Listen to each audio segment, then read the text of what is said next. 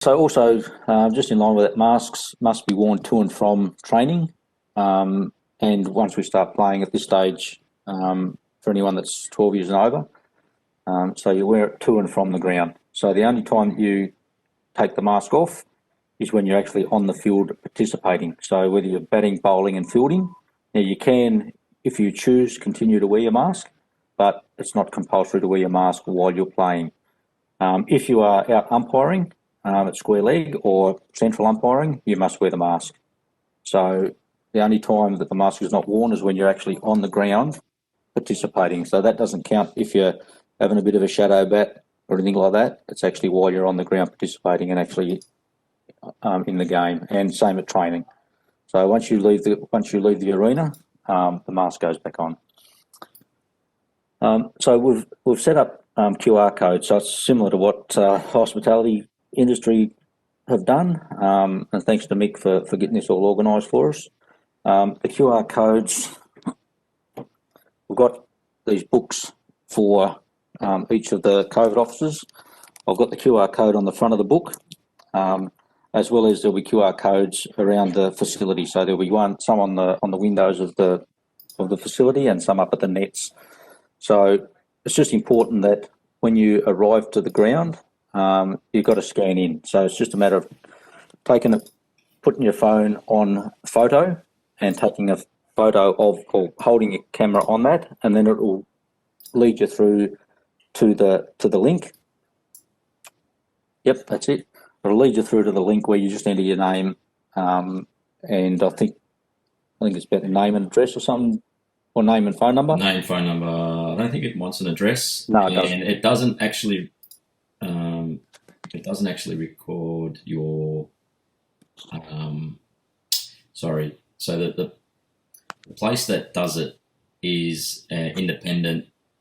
They don't. Your privacy is secure with them. If there is an outbreak, they forward your details and whoever's details onto the contact tracers directly. We'd have no information kept with us. No. So the only information that we will have is who's training in those groups. So no doubt if there was an outbreak or there was a case, a positive case, that they would come to us first to say, well, who was training on that night, and then we can give them the list of who was actually training. Then they would go, and which would hopefully match up with everyone that's scanned in. On leaving the ground at training or on game day, you must scan out as well. So it's scan in, scan out. Treat it like a on and off the trams or trains or whatever. Scan in when you get there, and you scan out when you leave. And virtually, a failure to do so is a breach of the protocol. So we've just got to make sure that we stick to the rules and just do the right thing. When the groups are organised, I've got an email through from Adam Smith earlier today about the junior groups. Smith is going to send me the email about the senior groups.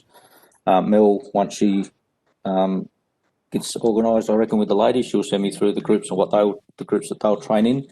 And when you present to training, you present to the person, to the COVID officer that is instructed to. So you don't just rock up to training and head to the nets and have a bit of a chin wag with everyone.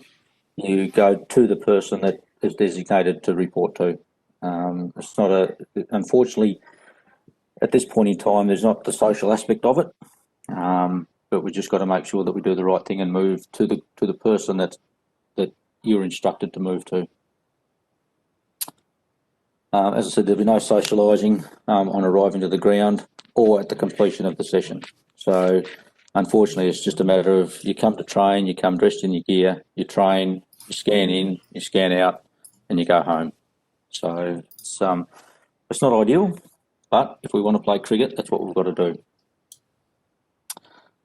Also, don't arrive to training too early. So, you want to be presenting 5 minutes before the allocated start time, not 35 minutes before the allocated start time. So we don't just rock up and find it an opportunity to have a chin wag with everyone around the place before you start. So you rock up with 5 minutes to go. If you're coming from work and you arrive 20 minutes, half an hour early, you just wait in your car. So wait in your car until the time is up, and then you can move through to the group, look for that person that you need to report to, scan in, and away you go. So the training structure. So everybody will have some hand sanitizer. So we'll sanitize before we start. There'll be sanitisation breaks, 30 to 40 minutes throughout the sessions. Every 30 to 40 minutes. There's no drinks to be shared, no equipment to be shared. Now, I did read today, this is probably more so for the juniors, but they do allow sharing of equipment as long as it's completely sanitised before the next person uses it. They do recommend that it sits once it's sanitised, it sits for 30 minutes before the next person uses it. So that makes it pretty difficult. So our recommendation is, wherever you possibly can, you supply your own gear, because the last thing you want to do is chewing up time, sanitising, sharing stuff that's just going to chew into the already restricted times that we're going to have. And training groups, because the groups, there's teams that you're allowed to have 13 players in, so effectively we can have 13 players in a group, but obviously we'll work to whatever the 10 or 11 or 12 or 13 is, and you've got to stay in your group. The facility, the change rooms and the social rooms will remain closed. We haven't been given access of them by the council as yet, but the public toilets will be there, open for use. So the change room. So as I said, when you come to, and this will be exactly the same when we start playing. Don't come expecting to get changed and be able to use the change rooms. Rock up, ready to go in your gear, ready to play. So as I mentioned, we've got the COVID officers. They will have wipes, sanitizer, and spray in the form of Glen 20, and they'll be, as I said, halfway at the 30-minute, or they'll be sanitising the equipment before they start. At the 30-minute break, equipment that's been handled needs to be sanitised, and then once we're finished, once again, things need to be sanitised. So also the COVID officer, as I've shown you on the book, they will have that QR code for scanning. So if you find it easier just to go straight to them, they'll have the book there, they can just sit on the ground, everyone can just scan in as they come through, as opposed to just everyone funneling through to the one area. If we just put it up on the nets or we just put it up in one spot, that's what we're trying to avoid. And it's also just important to follow the direction of the COVID officers. So, we had a meeting with them, I don't know when that was, last Thursday or something, Mick, I think it was. Sunday, yep. Yep. And look, we're not, as I said to all of them, we're not here to be dictators like our Premier. We're not here to give everyone a hard time, but what we are there is just to make sure that everyone's supported to do the right thing. If the COVID officer, when you leave and you're walking away without your mask on, if he just sings out and says, "Hey, don't forget to put your mask on," it's just, we've got to be there to do the right thing. The last thing we want to do is, and I'm sure they'll do it, whether the council or they'll have somebody snooping around just to check out to make sure that we're doing the right thing, and we don't want to be caught out. So we don't want to be the club that stuffs up and because I'm sure as hell we can't afford a fine. So we just make sure that we follow the rules, follow the direction of the COVID officers, and do the right thing. The training sessions themselves, as I said, once you're in a selected group, you must stay in that group. So you can't halfway through training decide that you want to go and join another group, or if anything is that you're allocated to a group and 3 people turn up, you are allocated to that group. So you 3 people that turn up, figure out what you're going to do. Now, whether it be you can go for a 10K run. So if I was in Cass's group, no doubt, me and him would jump in jump in the running shoes and go. I'll have the Coronas in the back of the car, mate. Oh, that'll do. But you just figure out what you're going to do. Up to 20 sessions. No socialising with the other groups. As I said before, once you're in that group, stay there. No sharing equipment with another group. So there'll be opportunities to rotate through the groups from, if you're in the nets, to go onto the ground, vice versa. But at each time of that, everything's got to be sanitised. So the ball's sanitised. If you swap balls will be sanitised. Stumps sanitised. Any cones that are used sanitised. So it's just making sure that we tick all the boxes. So obviously, as you understand, these COVID officers are going to have a fair bit of work to do. So we certainly don't want to be adding any stress by someone being a smart ass or giving them a hard time. And just the basics as well. So this has been talked about since day dot when this thing come about. Social distancing rules apply, just the same. 1.5 metres. No handshaking, no high fives, no hugging, all that sort of stuff. So you just got to work out, the best way you want to celebrate a win. There's Marzi. Best way you want to celebrate, someone takes a good catch. It might be the fact you got to tap toes, tap elbows, but work it out. But no high fives, no shaking hands, and no skin on skin body contact. As I said, at the end of the session, you've got to scan out with your QR code.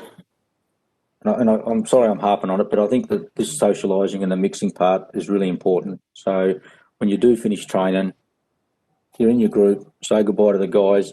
You can wave goodbye to the group on the other side of the ground or wherever they are, but we just don't want to be congregated and just have a social area of guys, 8 or 10 guys just standing around having a chat from 2 or 3 different groups. We just don't want that to happen.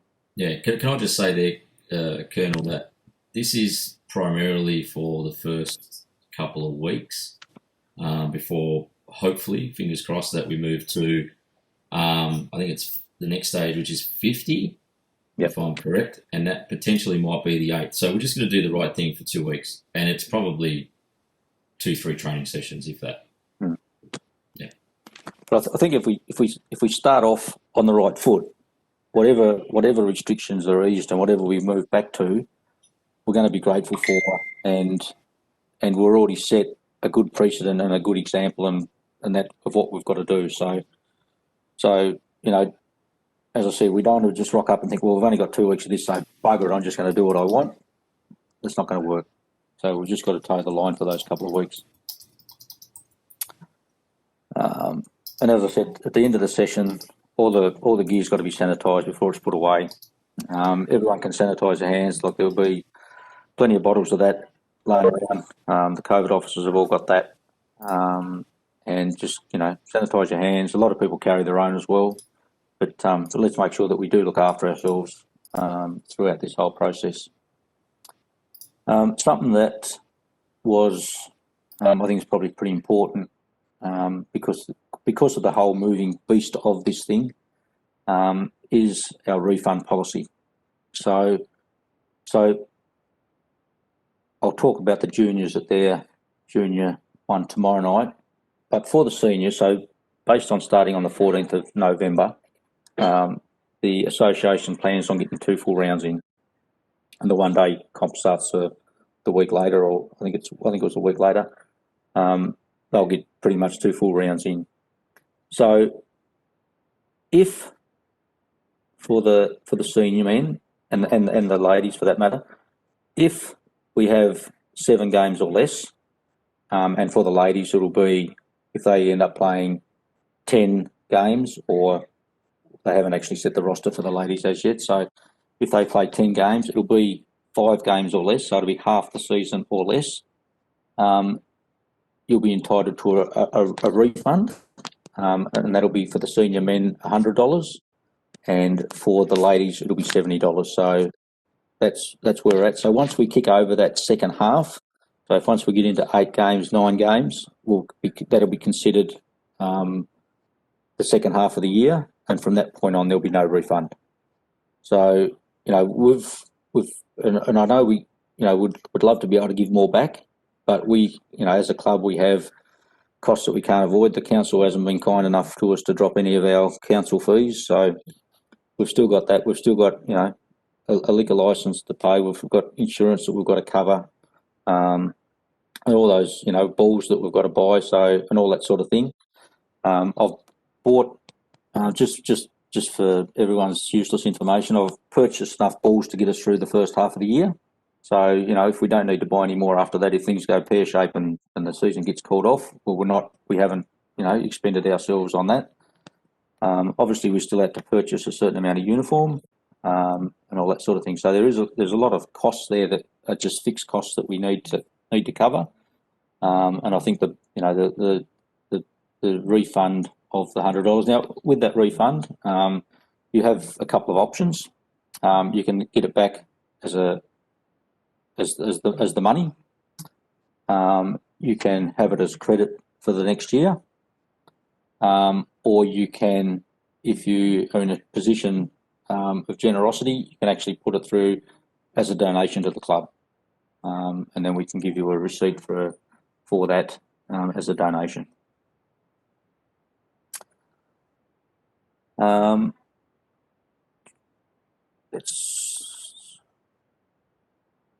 think that's covered that part.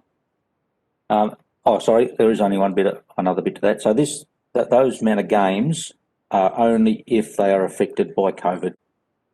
So if it's a washout, or just general, heat out, forfeits, anything like that, it's only purely and simply for any COVID interruptions to the season.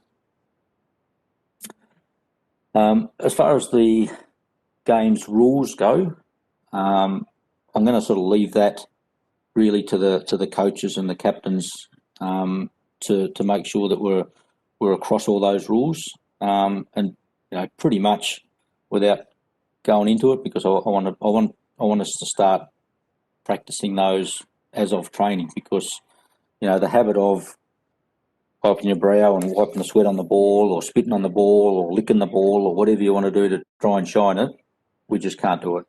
And I know I know even for myself, that's 30 odd years of just habit, which is going to take a bit of breaking. So, but there are penalties and that can be applied of any of those breaches on the ground. So, it'd be a real bugger to lose a game by 5 runs, knowing that you've given away 5 runs for a COVID breach. Now, I think there's going to be some challenges associated with that for umpires and everything like that. So, while we are passionate about our game, and wanting to win and that sort of thing, we've also got to be smart enough to not get involved with that sort of thing on the field. So if an umpire pulls you up and tells you that you can't do it, you've pretty much got to treat him like a COVID officer and say, yep, I've done the wrong thing, I shouldn't have done it, habit, I'm working on it. And if you take that approach, you're more than likely to be given the benefit of the doubt. But if you turn around and say, oh, you can get stuff, mate, I've been doing this for years and I'm going to continue to do it, then you're going to be in strife. So if we want the season to move forward and be successful and have fun and get on with it, well, let's stick to the rules. If you don't think you can do that, there's going to be consequences and challenges that you're going to have to face. So, and the last thing we want to be doing is following blokes to the tribunal for abusing an umpire and that sort of thing. So we've just got to make sure that we keep a level head. Probably this is more so for the juniors, but I'm going to put it out there for the seniors as well. It's important that now that we've got a start date, that we get registered, so that we can, finalise some numbers, secure up the teams that we've entered. So we have entered four teams on the Saturday and 1 on the Sunday. So, we want to make sure that we fill these teams, and if we can't, we need to make some decisions pretty quick. So I'm just asking everyone to sort out their rego. If we don't want to discourage anyone from not playing. So if you do have any issues with paying the membership, please just come and give me a call, send me an email, send me a message, because we don't want people not playing. But we just certainly want people registered and up and running. And 2 women's teams, right, Colonel? Yes, 2 women's teams. That's correct. Yep. So talking to Mel tonight, that's looking really promising. So with the numbers, I think Mel's got 16 listed already. So that's really great, and no doubt there'll be a couple fall out of the woodwork as we move closer to that start date. So look, it's exciting that we can start. It's a pain in the ass with the stuff that we've got to go through, but for a lot of people that have been going to work and that sort of thing, it's really no different to what has been going through at work. It's in my current situation at work, we get temperature checked on the way in. We've got to sanitise all the time. We have our shifts are all up the putt because of the COVID restrictions. So this is and who knows if they don't get this sorted out, this could be not this year, this could be next year and whatever. So we've just got to be prepared to roll with the punches, and if we want to play cricket, we just suck it up and get on with it.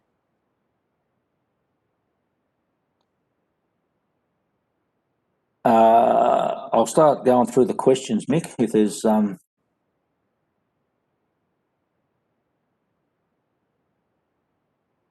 just got to find them. Chat. Okay. So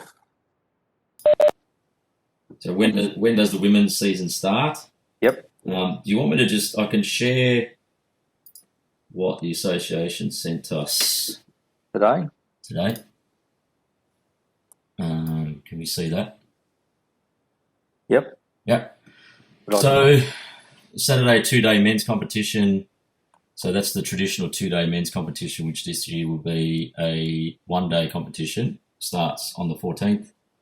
The week after, it'll be the traditional 1-day competition starts, and the Sunday competition starts.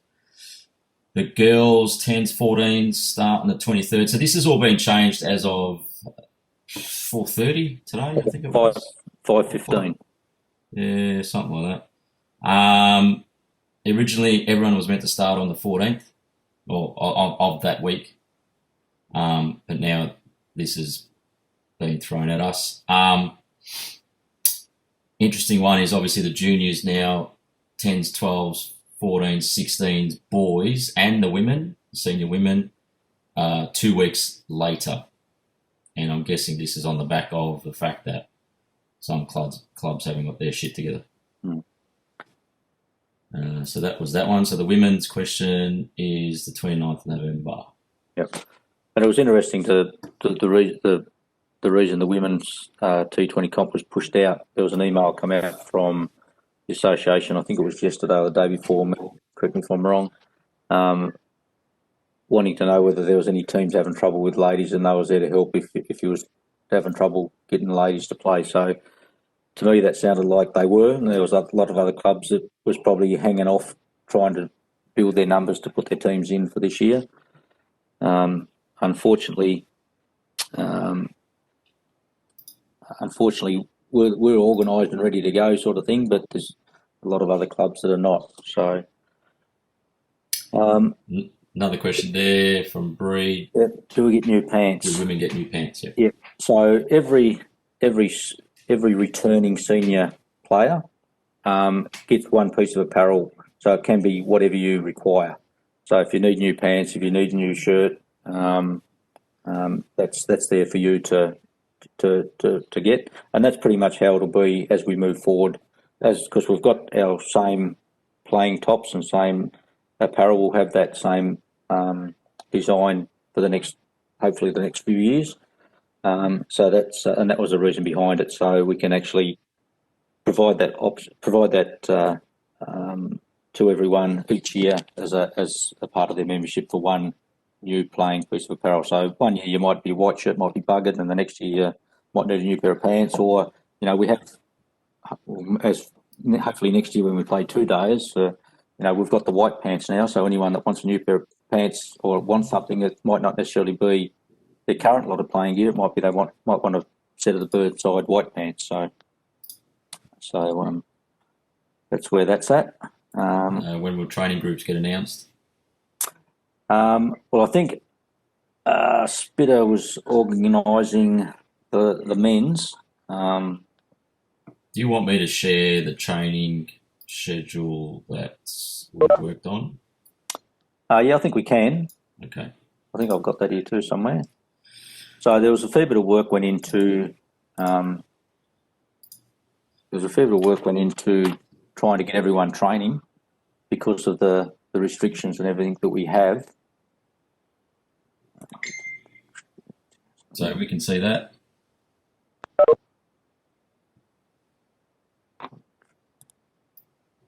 Is it on your screen, guys? I can't tell. Yeah. Okay, cool. Yep. So as of Wednesday, so the girls the junior 10s aren't training tomorrow, but the women can. And then the men as of Thursday, and then Friday, obviously the 14s can train. And that's a rotation base, I'm guessing. I wasn't privy to this. Very small.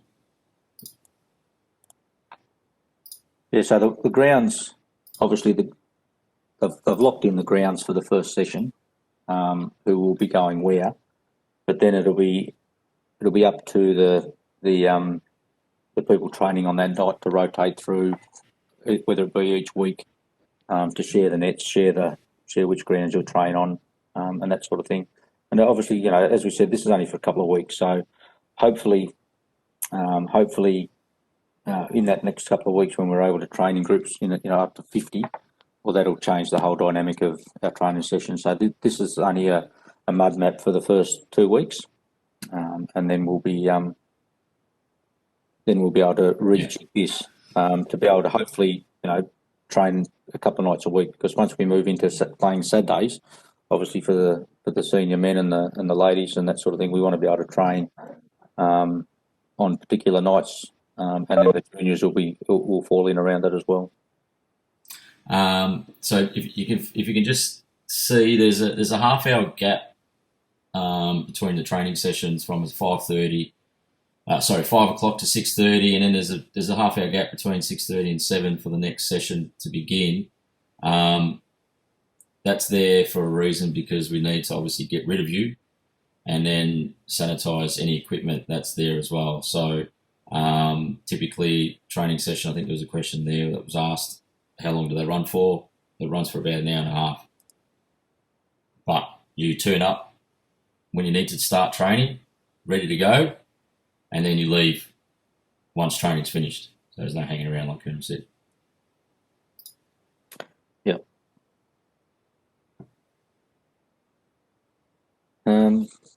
Does anybody have any other questions? Look, I'd rather, there's no silly questions, because it's all new ground for us. It's all. There was a question there from Oscar, something about, was there a mistake for under 16s training twice on a Tuesday? So is that an extended training session for them? That's because of 2 groups, I'm guessing? I don't know. So at the minute, we've only got the one group. So we've got from 5 till 8:30 to train. Yeah. I'll flick out a message later on this afternoon, mate, or tonight, and you'll know a little bit more about that then and what it's going to look like. Yeah. Yep. So you can train, if you're the only group that's training, you can train for longer, but you've just got to make sure that those sanitisation breaks are every 40 minutes. And there's no, obviously, if there's no group after you, that's fine. But if there's a group after you, she's tools down and away you go home. When a club room's opened? That's a good question. My gut feel is I don't think we're going to see them much this side of Christmas. I think the councils nervous about allowing people in change rooms and in social rooms, just for the social distancing side of it, because they all know that cricket is a very social sort of sport. So I think they'll hang out as late as they can. Now they might surprise me and in a couple of weeks' time say that it's open, and if it is, all well and good. We've got a few things to tick off before we're comfortably able to open, and that falls in line with the costs of a deep clean if we did have a positive test, because it's up to the club to do that. And if we use the change rooms, we've got to find out, do we have to fog them out after every session and that sort of thing. So there's a few things that we've just got to tick off before that. Afternoon teas, no, there'll be no afternoon teas. So Ned, you'll have to bring your own, mate. And that'll be the same as drinks breaks. You'll be required to bring your own. Bring your own drink, and there'll be. Well, I don't want to go into the rules of the game because I think that's important for the coaches and everyone to get their head around that and explain that to the teams. But by the sound of it, it'll be you'll bowl from 10 overs from each end, or 10 overs an end, and then you'll have the sanitisation break at that change, or if a wicket falls or whatever. And the reason they're doing that is just to speed the game up, so that we're not changing ends and wandering around. It's just to speed the game up because of the breaks extra breaks that we've got to have. They're just trying to make sure that the games are not dragged out. I do know that the first innings has to be finished, and I think the time was 3:15 for the men. There's no limit on the ladies' games, but on the men's Saturday games and Sunday games, it'll be, I think it's 3:15 that you have to be finished by. And if you've only bowled 35, or in a 40-over game, if you've only bowled 35 overs, that's all that gets played. So they're just trying to not let the games linger on and end up being a 8 or 9 o'clock finish at night. Can under-16s train with seniors? In these first 2 weeks, no. That side of it is just going to be a bit tricky to manage because of the group sizes and that sort of thing. So once we get through these first 2 weeks and the next lot of restrictions lift, then I think the CAS will be good to go with that. But up until then, we just got to stick to our groups. What happens if a number of players you allocate to a group turn up? You turn up if there's only 2 or 3 players turn up in that group. Those 2 or 3 players have to figure out what they're going to do and train. So it might be just you go and do some throwdowns. You can do some, limited a little bit of fielding, but that's how it is. So it's really important that we support our groups by not going, oh, bugger it, I can't be bothered going tonight, because you're really going to impact your group. So it's important that, everyone makes the effort to turn up.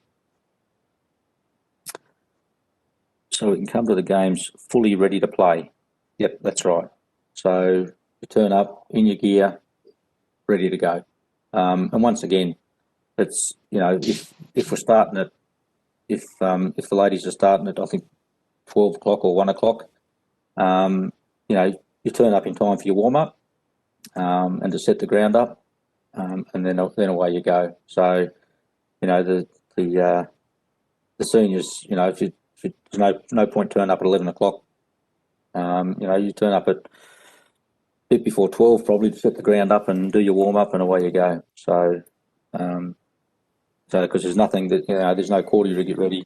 Yeah, and just on that, on game day too, you still need to check in with the QR code at our ground, and then you need to abide by whatever system the opposition ground or the opposition team run, whether it's a QR, whether it's a spreadsheet that they've also nominated to use. So you still need to check in and check out.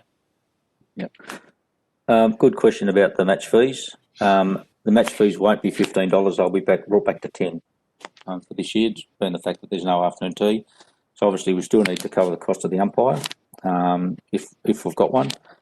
So it'll be back to $10. I think the ladies, Bernie, correct me if I'm wrong. Did you guys pay 5 or 10? 10 last year? Yep. 10. Yep. 10. So that'll pretty much stay the same to cover the cost of an umpire if you've got one, and then you guys will just control that money. Change rooms. Change rooms, no. Change rooms won't be open. They've actually given us, by the email we got from the council today, it's pretty limited access to even our storage room. So, so we've just got to be really mindful that the change rooms just won't be open. So you on game day or training, and I'll be interested. I'm going to email the association tomorrow on what's going to be their policy for wet weather, because if it's a wet day and you've got to come off the ground and congregate under cover, well, you're not going to be able to social distance. So the council, the association may have to make some calls on games where it's wet and just call them off. But I'll get some clarity on that and come back to everyone.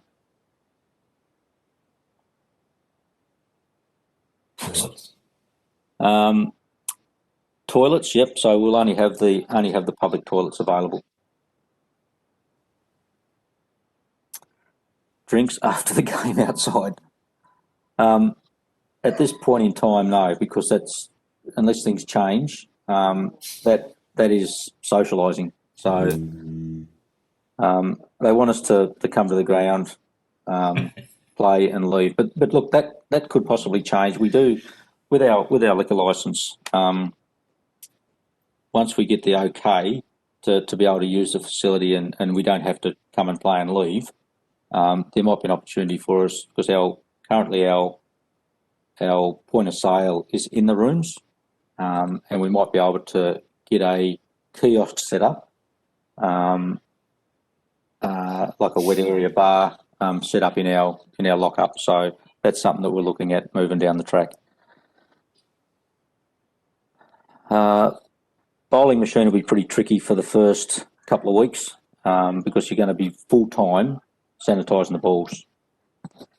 So unless you've got somebody that's pretty keen to do that all the time, I think you're going to spend more time wiping the balls than what you will training. That's a good question about the toilets. Well, the council clean them every week. Yeah, but I'll talk to them because they're going to be used on a more regular basis. I'll speak to them because they will have to come and clean them on a more regular basis. Will the canteen be open? No, that won't be open either. Because we haven't got access to the facility, and once we get that access, well, then we'll start looking at those sort of opportunities. Dill's Garage, that's a big possibility. That could be the new home away from home. Sorry, Ange. $10 a beer, I'll take it. Yeah.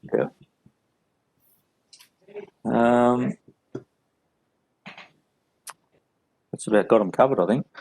So just there was one other thing. On the association's guidelines for return to train and play, they recommend that we temp check, but it's only a recommendation. So I'm gonna, we had a chat about this at our meeting, and we've decided that at this point in time we're not. But we have the guns there. We have the temperature guns there. If someone's sweating bullets and they haven't done anything, or look a bit feverish, or and you've got to be careful. Like we're in springtime too, so someone can turn up sneezing, and the fact that we've been locked up for bloody 6 months, they're going to get out in the open air, and the first thing they're going to do is probably sneeze their head off for a while. So, but you've just got to be mindful of your own health and well-being as well as the others. So, if you are a bit feverish or you're you're feeling a bit off, don't turn up. But it's, on the same token, it's important then that you provide that feedback to your coaches and captains to let them know what's going on. You don't have to have a designated scorer, but once again, it's just a matter of you've got to sanitise pens, books. So just with the scorers, we do have to have, we'll have to have 2 tables, one for each scorer, because they do have to sit 1.5 metres apart, and we have to put a line barrier around them so that there's a 1.5 metre area around them for people not to encroach.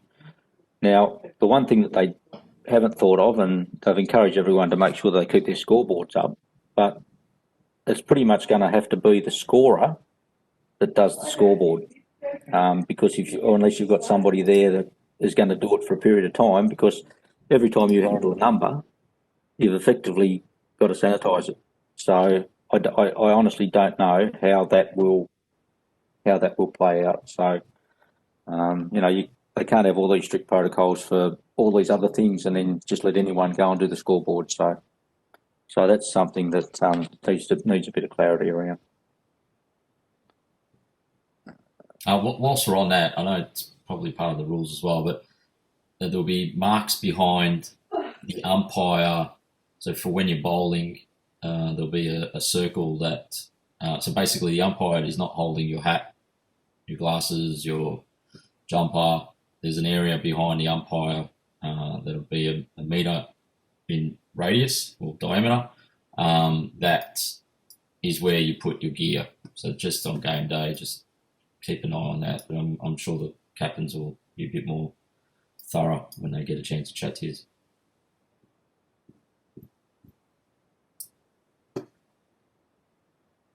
So do we have any further questions, queries, concerns?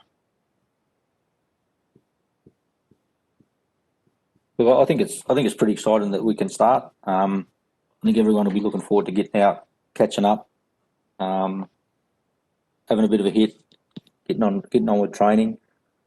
I think while there's a lot of restrictions and protocols, I think we've got to treat it for what it is and just enjoy it, embrace it.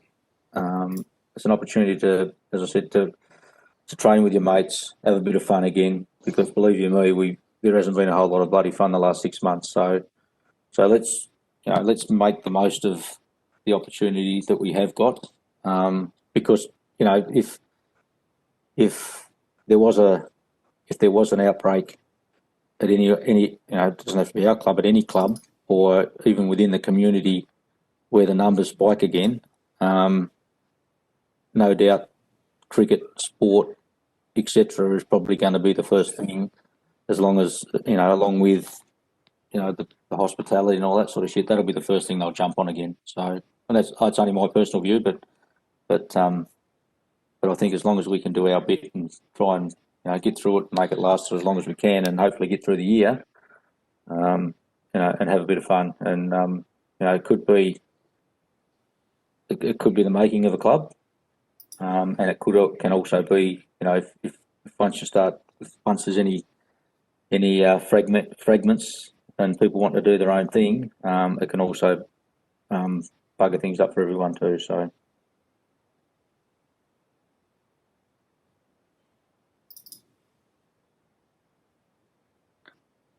All right. So hopefully, I'm hoping that information was beneficial to everyone. If you do, if you want to reach out on email or message me or anything, if you have something that you think of later that you want to ask, by all means, flick something through. As I said, we've got the green light.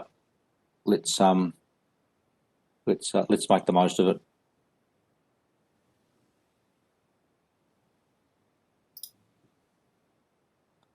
Any more questions?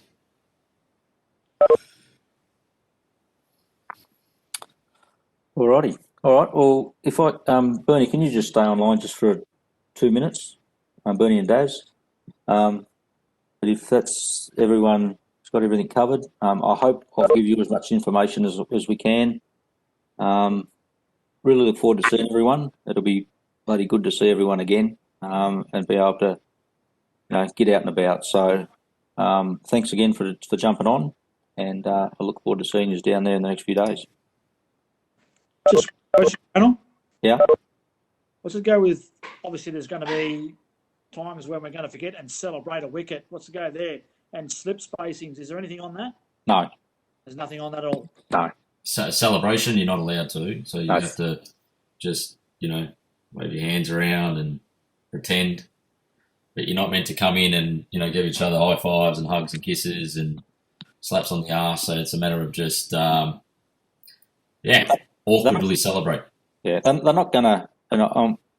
From the association, the first week or two, they're not going to jump on you too hard, I wouldn't think.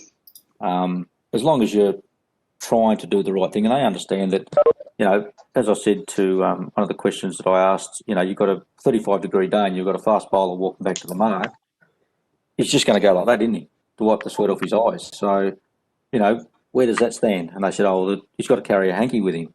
Well, it's only going to be 2 overs in and the hanky's going to be as wet as what his hand is. So, there's those little things that are going to come in, but you've just got to be seen to be trying to do the right thing. And I think if you do that, we'll be fine. But if you blatantly go like that with the ball, well, you're going to be in the shit. But if you just wipe it away like that, wipe it on your shirt, whatever, use your collar of your shirt to wipe your brow, whatever it might be. But it's just, and it's going to be habits, mate. As I said, people have been doing these things for frigging years, so it's a hard habit to break. But we've just got to try and do the right thing. So fielding positions, there's no ruling on that? No. Once game as normal. So there's no, you can have 2 or 3 slips, 4 slips or whatever. You're usually arm length apart anyway. So, not very often are your slips, that close. Not unless I'm bowling at heat and I want them pretty tight for that nick. But yeah, you're not going to have them sitting on each other anyway. Usually, so.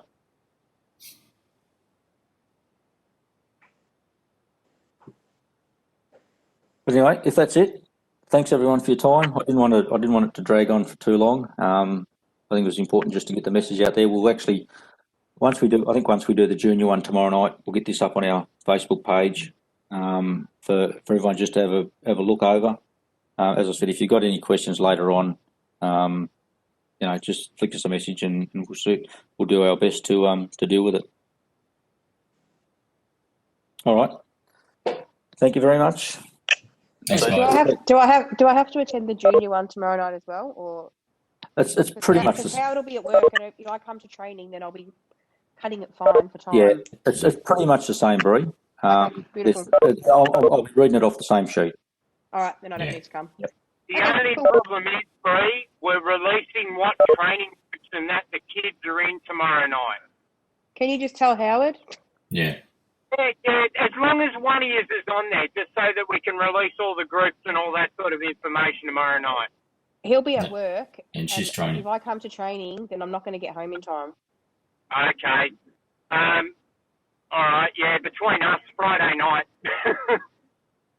and we'll go through the rest of it, but this Friday night, he'll be training. Okay, cool. What time? 5 o'clock.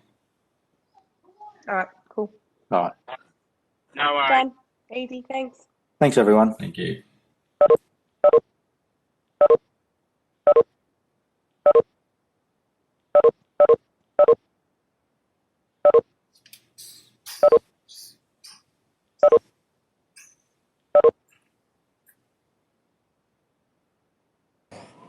We get bigger as they leave. I do.